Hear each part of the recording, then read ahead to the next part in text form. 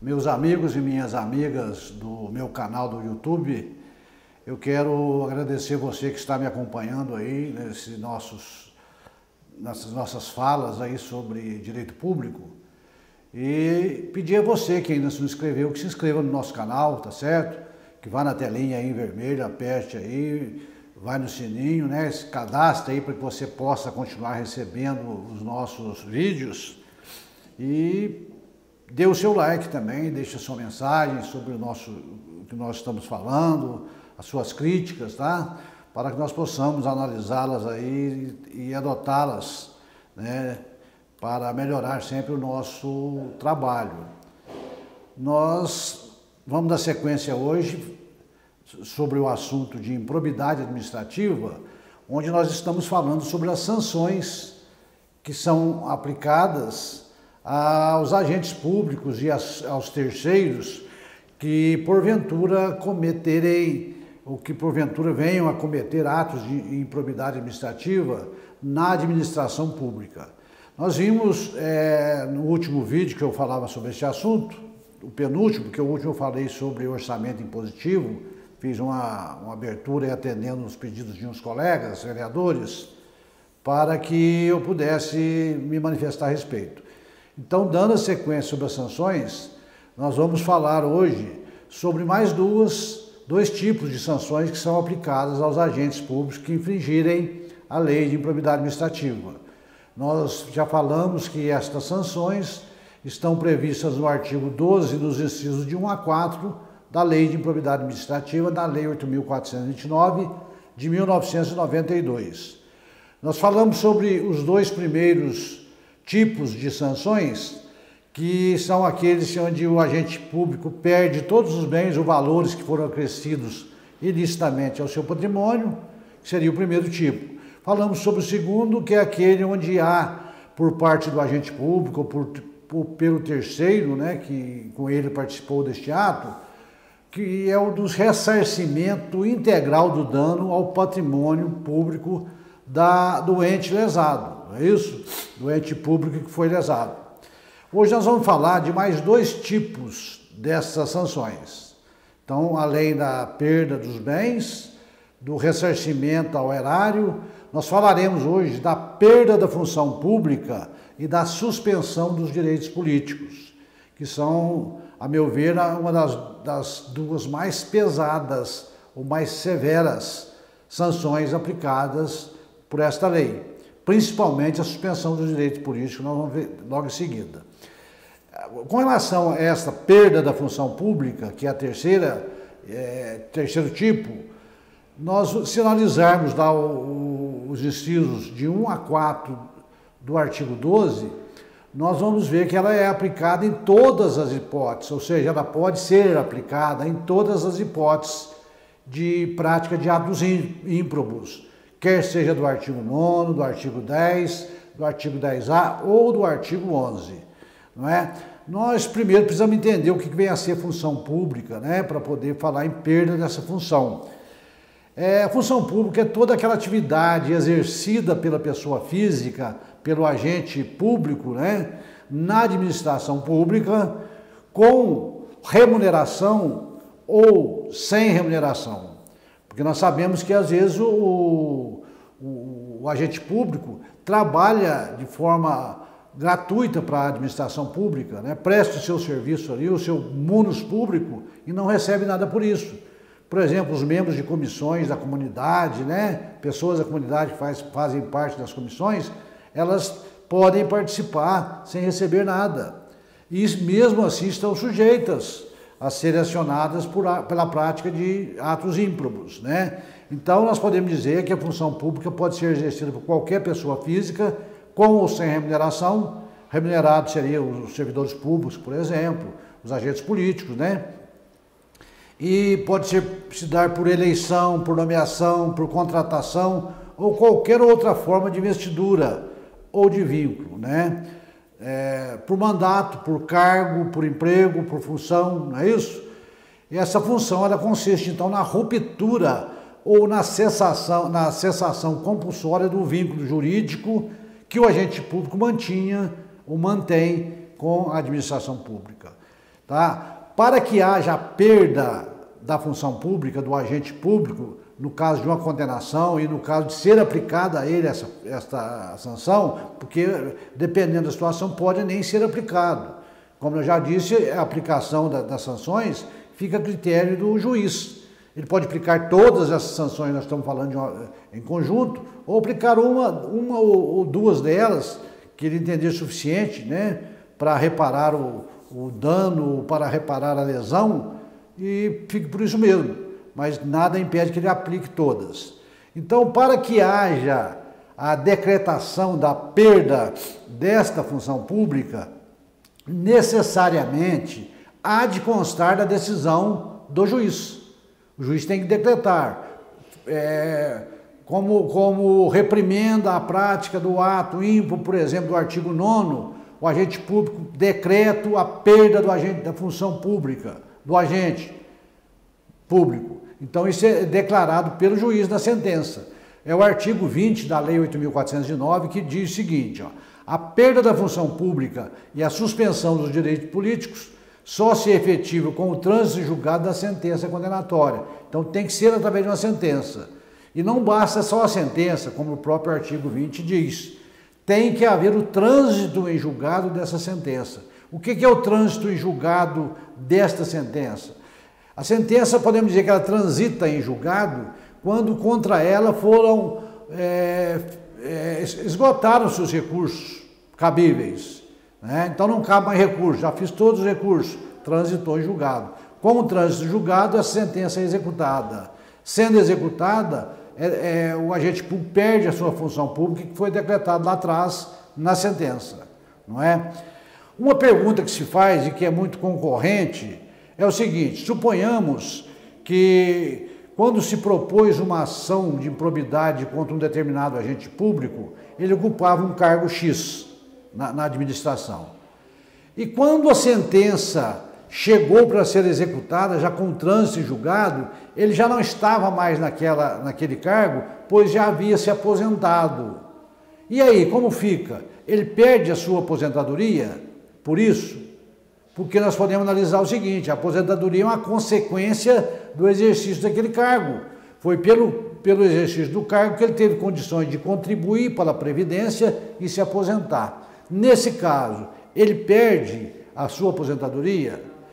Eu entendo o seguinte: existe corrente dos dois lados. Existe um entendimento que se perde a aposentadoria, tá? E existe outro entendimento que não se perde. A tese para sustentar a perda da aposentadoria é no sentido de que ela é consequência do exercício da função pública, como eu já disse. E para quem entende que não se perde a aposentadoria, é porque não existe essa sanção prevista no artigo 12 da LIA, da Lei de Improbidade Administrativa. Lá fala em perda da função pública, não fala em perda da aposentadoria. Por isso não se perde a aposentadoria, segundo essa tese, com a qual eu me comungo com ela, que eu acho que realmente, se não tem previsão na Lei de Improbidade Administrativa, não há que falar em perda de função pública, perda de aposentadoria. Se eu ainda estivesse no cargo, tudo bem, vou perder a função pública. Mas como eu já me aposentei, é uma situação diferente, eu me aposentei perante um outro órgão previdenciário para o qual eu contribuí, não há que se falar em perda de aposentadoria nesse sentido. Mas nós devemos ficar sabendo que existe corrente nesse sentido também.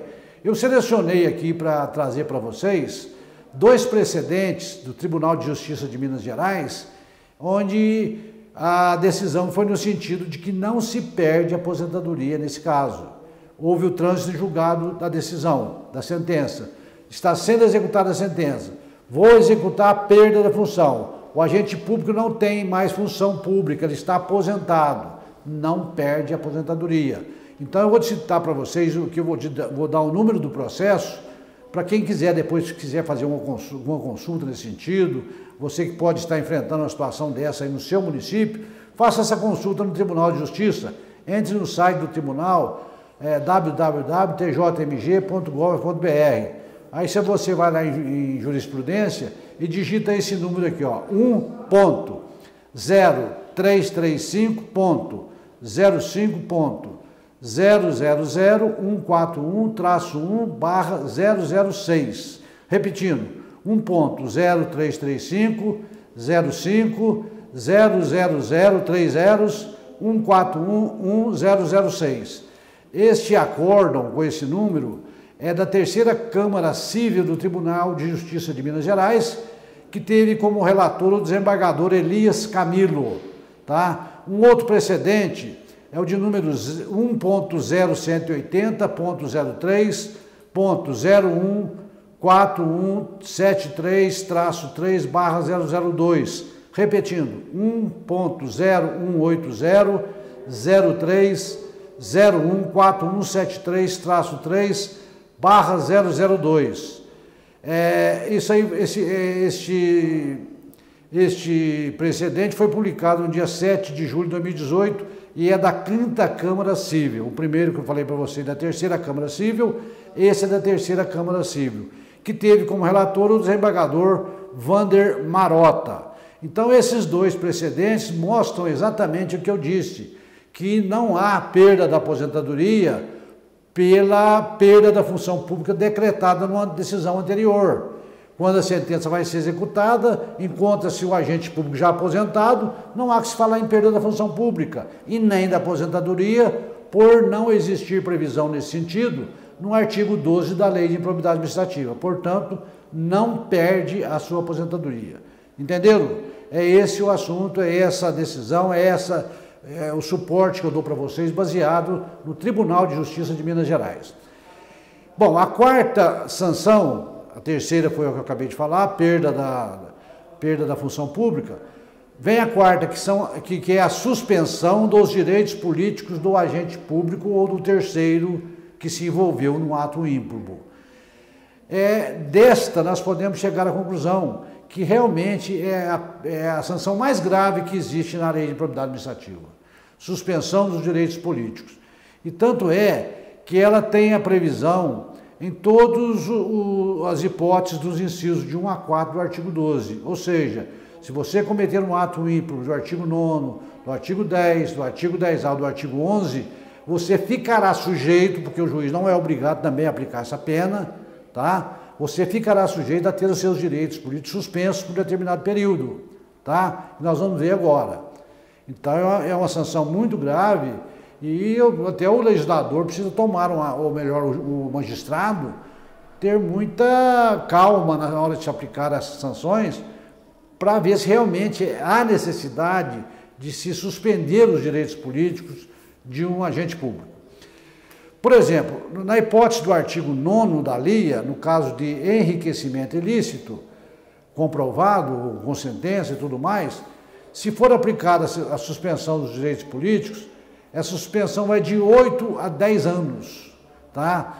Na hipótese do artigo 10 e 10A, que tratam da lesão ao erário, ou seja, o agente público cometeu um ato ímprobo que causou lesão ao erário, se houver a imposição da suspensão dos direitos políticos ao agente, essa suspensão varia de 5 a 8 anos.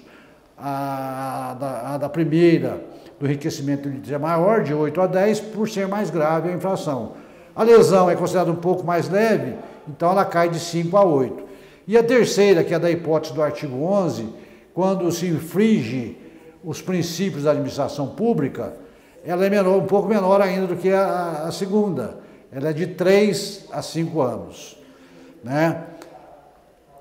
Agora, o que se pergunta é o seguinte: nós vimos que um primeiro tipo de sanção vai de 5 a 8 anos, na outra vai de 8 a 10, a segunda de 5 a 8, a terceira de 3 a 5.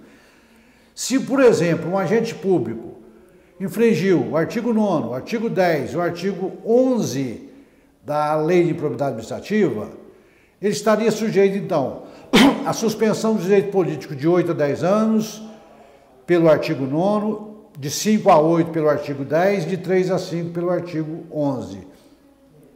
Como que o juiz faz? Vai somar todos esse período e aplicar esse tempo de suspensão ao agente público? Como que é feito? Obviamente que não é feito assim. porque senão ficaria uma suspensão muito longa, muito eterna, vamos dizer assim. E a intenção não é essa.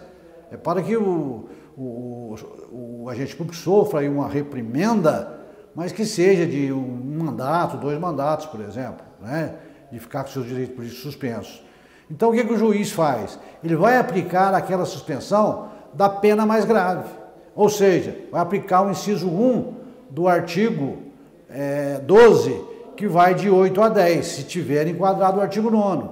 Mas vamos supor que não foi enquadrado o artigo 9º, não houve enriquecimento ilícito, houve só lesão ao erário público e infringência aos princípios da Constituição Federal, da administração pública.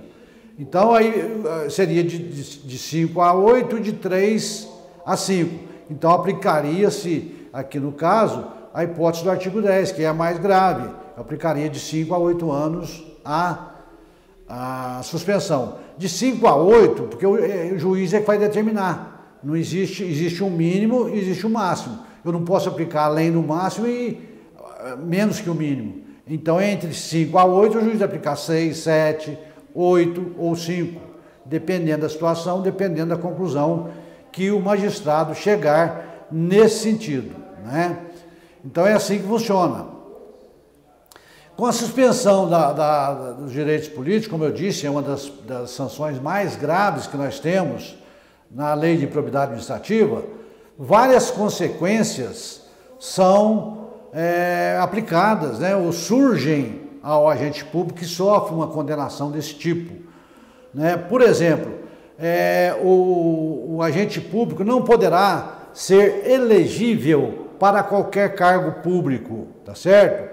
Essa é uma condição que está previsto, a lei de improbidade não trata disso, fala que perdeu, ficou suspenso, perdeu não, está com seus direitos políticos suspensos.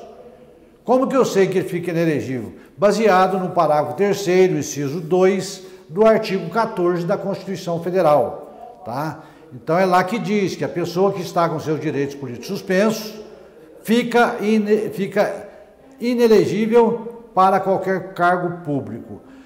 Nós temos também que, no caso aqui, perde-se o cargo público, tá certo? Com a aplicação dessa sanção. Não aquele cargo público que é do servidor público, mas do agente político, tá? Aqui não se aplica no caso do servidor público. A perda desse cargo, a perda do cargo aqui para agente político. É o que está no artigo 55, inciso 4 da Constituição Federal. Ela não se aplica ao servidor público, eu acho até errado, porque se a gente for analisar, um dos requisitos para se ingressar no serviço público é estar em gozo com os direitos políticos, né? É o artigo 5º, o inciso 2 da Lei 8.112 de 1990. Então, uma das condições para o ingresso no serviço público seria estar em gozo dos serviços políticos. Se teve o direito político suspenso, obviamente poderia se estender ao servidor público, mas não se estende. Aqui é só aos agentes políticos, tá? Então, veja o seguinte, também numa hipótese dessa, o agente público não pode exercer o seu direito de voto, nem ser votado, né? Ele não pode ser votado e nem... não pode votar e nem ser votado, ele fica limitado, aí, suspenso esse direito que ele tinha. Ele também, por exemplo, não pode ser autor de ação popular. Ele não pode ajuizar a ação popular, porque um dos requisitos para o ajuizamento de uma ação popular é que o cidadão, tem que ser o cidadão, o titular dessa ação, esteja em dia com seus direitos políticos. E se ele está com seus direitos políticos suspensos, obviamente que ele não está em dia com seus direitos, né? Não pode ajuizar, então, a ação popular. Também não pode o agente público organizar partido político, criar partido político ou dele participar, mesmo como filiado ou coisa assim, ele fica impedido, ele não pode fazer parte de partido político. Não pode ser editor ou redator de órgão de imprensa, é outra proibição. Não pode exercer cargo em sindicato, não é isso? E, assim como a perda da função pública, assim como na perda da função pública, na suspensão dos direitos políticos, há necessidade que esta sanção conste da sentença prolatada pelo magistrado. Há necessidade que esta sentença seja prolatada pelo magistrado e que nela conste a perda da função pública, que nós falamos, é a suspensão dos direitos políticos. Quando aplicável, repito, essas suspensões de direitos aos agentes públicos, né? Então, nesse caso, há necessidade que se conste da sentença, assim como na perda da função pública, a suspensão só vai ser executada com o trânsito em julgado da sentença, ou seja, quando não houver mais recurso nenhum, quando a sentença transitou em julgado. Transitou em julgado, aplica-se então, executa-se a sentença, perde-se a função pública, se for o caso, fica com seus direitos políticos suspensos. Essa previsão está no artigo 15 da Constituição, inciso 5, e no artigo 37, parágrafo 4º, também da Constituição Federal. Uma vez vencidos esses prazos de suspensão de direitos políticos, o cidadão retorna à sua situação de normalidade perante a Justiça Eleitoral. Ele readquire todos os seus direitos políticos que até então estavam suspensos, tá certo? Então, veja o seguinte, isso aí pode ser decretado pelo juiz da Justiça Estadual, pode ser decretado pela Justiça Federal, dependendo da situação, dependendo do foro competente, onde o agente público está praticando esse ato, tá certo? Então, é esse o problema que ocorre nesses casos, tá certo? De suspensão de direitos políticos. Então, eu chamo a atenção de vocês para que preste muito atenção nestas duas sanções que eu falei. As duas primeiras, que eu falei no vídeo anterior, sobre a perda dos bens que foram acrescidos ao patrimônio, o ressarcimento do dano, são coisas que é questão financeira, é questão, vamos dizer, patrimonial. Agora aqui, ó, a perda da função pública, você deixa de ter uma renda, você perde o seu cargo, você fica desempregado. A suspensão dos direitos políticos coloca numa situação muito complicada. Você não pode ser eleito, você não pode ocupar cargo público, você não pode ser votado, não pode votar, então é uma situação de realmente se pensar muito o magistrado quando for aplicar a sanção, porque é uma sanção muito grave essa de suspensão de direito político para o agente público, principalmente aquele que está na política, aquele que pretende ser candidato, não é? Num primeiro mandato, por exemplo, encontra-se numa situação dessa. E muitas vezes nós sabemos que o agente público, o prefeito, né, é acionado em uma ação civil pública por improbidade administrativa por um fato cometido pelo seu secretário, né? Porque ele responde por isso, por delegação de poderes. Se ele delegou poderes, o secretário fez errado ou cometeu um ato ímprobo, o prefeito responde com ele solidariamente. E respondendo solidariamente, às vezes, dependendo da gravidade do fato, pode ficar aí com seus direitos políticos suspensos. Então é uma forma de se pensar, de se refletir para aquele agente público, para o presidente de Câmara, para o prefeito, no momento de se nomear o seu secretariado. Colocar pessoas competentes, pessoas que tenham conhecimento da pasta que vão ocupar, para que não lhe tragam problemas futuros. E mesmo assim tem que agir muito seriamente mesmo, tá? Mesmo aqueles que têm competência, tem que agir de uma forma séria. Séria para que não cause esse tipo de situação, de constrangimento para o prefeito, que a ele delegou, que a ele confiou uma pasta da sua administração. A mesma coisa podemos dizer em relação ao presidente da Câmara. Porque às vezes você coloca uma pessoa que não tem nada a ver com a sua secretaria, que não tem habilidade para aquilo, que vai cometer atos, e talvez até não por má fé, por falta de condições mesmo, e te colocar aí numa saia justa, numa situação realmente complicada que vai te impedir a sua prática aí futura, ou seu envolvimento político futuro, tá? Então eu quero parar por aqui com mais essas duas sanções que nós falamos, perda da função pública e suspensão de direitos políticos. E no vídeo seguinte eu vou completar falando das outras duas que faltam, para que nós podemos encerrar essa parte da lei de improbidade que tratam das sanções aplicadas aos agentes públicos e a terceiros que porventura venham a cometer atos de improbidade administrativa. Quero agradecer a vocês que me acompanhou e está me acompanhando no meu canal, né, e pedir para você que se inscreva no meu canal, tá certo? O canal é DIP Mudo DIP Direito Público Giovanni. Entre ali, abra o nosso canal, você vai ver a série de vídeos, nós estamos já com 30 vídeos publicados, você vai ver os assuntos que te interessar, vai lá, abra lá, inscreva-se, deixa o seu ok, tá certo? Vá lá no sininho, clique lá, para você fortalecer ainda mais o nosso canal. E quero deixar para vocês disponível o meu e-mail para que, se alguém quiser fazer algum questionamento, tiver alguma dúvida, pode falar comigo aí pelo meu e-mail, nós estaremos prontos para te responder. Anote aí, é Giovanni, Giovani, tudo com I, com N só, Giovanni, @Giovanni de novo, associados, emendado, giovanniassociados.com.br, Giovanni, @giovanniassociados.com.br.